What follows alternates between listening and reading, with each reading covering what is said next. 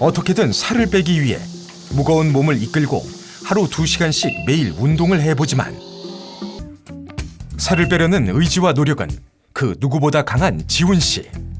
잠시도 가만히 누워있는 법이 없는데요. 소화 효소가 부족하고 비만까지 오면서 먹는 즐거움은 잃어버린 지 오래입니다. 매일 2시간씩 운동하며 샐러드를 먹는데도 살은 빠지지 않고 더부룩하고 답답한 소화불량도 나아지지를 않습니다. 날씨가 너무 더워선지 공원에도 사람을 찾아보기가 힘든데요.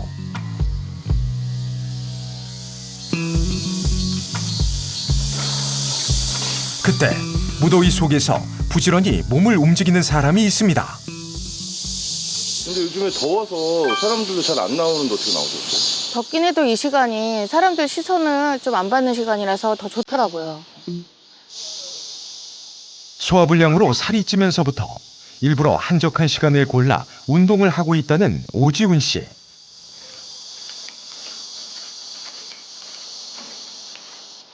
어떻게든 살을 빼기 위해 무거운 몸을 이끌고 하루 2시간씩 매일 운동을 해보지만 야속하게도 좀처럼 살은 빠지지 않습니다.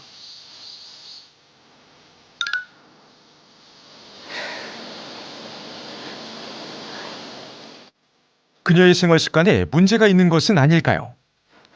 떨어진 소화력과 비만이 고민이라는 그녀의 하루 일과를 지켜보기로 했습니다. 집에 돌아오자마자 체중부터 확인하는 지훈 씨. 현재 몸무게는 얼마나 될까요? 체중은 물론 체지방량과 내장지방 지수도 상당히 위험한 상태. 허리둘레도 측정해봤는데요. 여성의 기준치보다 무려 10인치 이상 더 큽니다. 몸무게 잴 때마다 느끼는 거지만 아, 살을 빼야겠구나. 좀 많이 심각하구나. 아무리 해도 이렇게 운동도 해보고 해도 참 효과가 없는 게 좀 안타깝죠.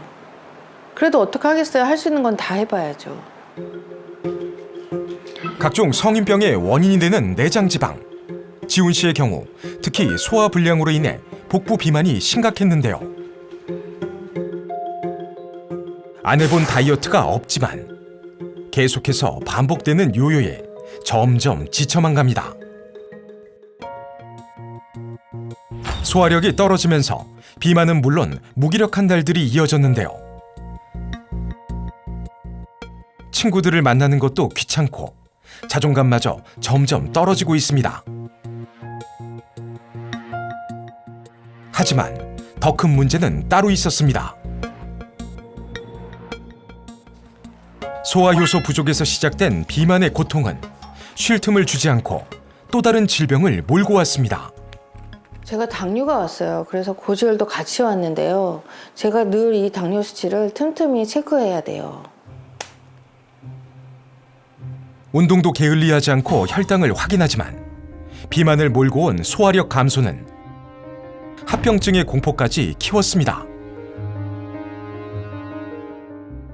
관리를 한다고 하는데 수치가 이렇게 높게 나오니까 합병증도 걱정되고 불안하죠. 살을 빼려는 의지와 노력은 그 누구보다 강한 지훈 씨. 잠시도 가만히 누워있는 법이 없는데요. 조금이라도 더 움직여 소화도 시켜보고 칼로리도 태워봅니다. 그런데 이럴 때마다 찾아오는 기분 나쁜 통증 때문에 괴로운 그녀. 지금 소화가 안 되고 얹힌 것 같은 느낌으로 늘상 이러니까 항상 이게 힘들더라고요. 그러다 보니까 그냥 일상생활도 잘 집중이 안 되고 늘 이렇게 신경이 쓰이더라고요. 소화불량에서 벗어날 수만 있다면 얼마나 좋을까요? 수시로 찾아오는 불쾌한 더부룩함. 통증과 불편감을 조금이라도 줄이려면 소화제의 도움을 받아야만 합니다. 이제는 눈앞에 소화제가 없으면 불안할 정도라는데요. 증상에 따라 먹기 위해 사놓은 약이 늘어가지만 그 효과는 오래가지 못합니다.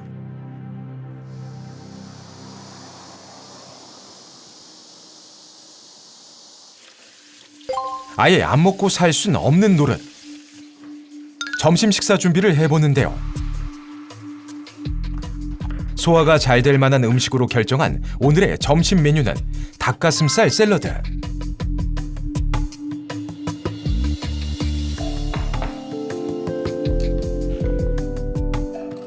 체격에 비해 턱없이 부족해 보이는 샐러드 양.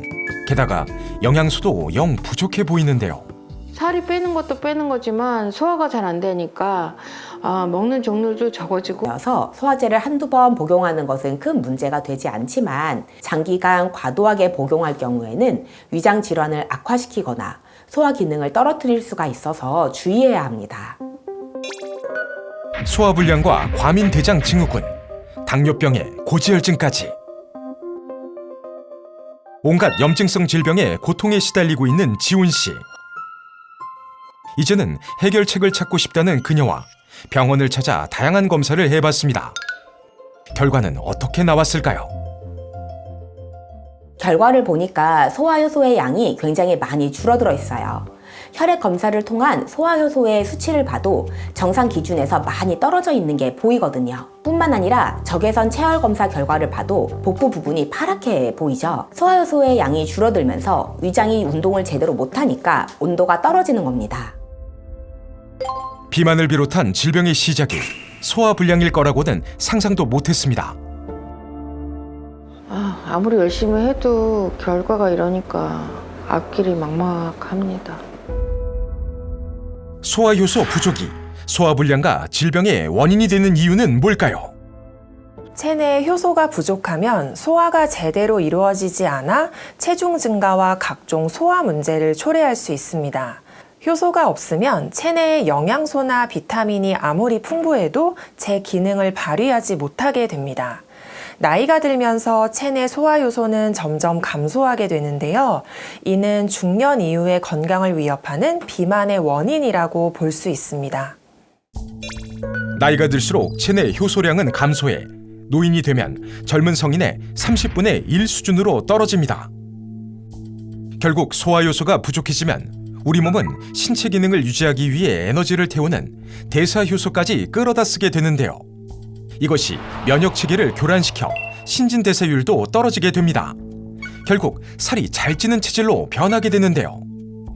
뿐만 아니라 제대로 소화되지 못한 음식물은 몸속에서 부패되어 독소로 변하고 염증까지 일으켜 만성 염증 상태인 비만을 가속화시킵니다. 입에 당기는 달콤한 탄수화물의 유혹은 소화불량과 비만의 원인이 됩니다. 대한민국은 심각한 탄수화물 중독에 빠져 있는데요. 밥이 주식인 한국인의 탄수화물 섭취 비율은 약 63%에 달할 정도로 높습니다. 특히 여름철에는 냉면, 메밀 등 면 요리를 즐겨 먹는데요. 면 요리는 흰쌀밥 못지않게 탄수화물 함량이 많은 것을 확인할 수 있습니다. 게다가 중년 이후 탄수화물 섭취량은 점점 더 증가하는데요. 이는 복부 비만 유병률이 증가하는 것과도 깊은 관련이 있습니다.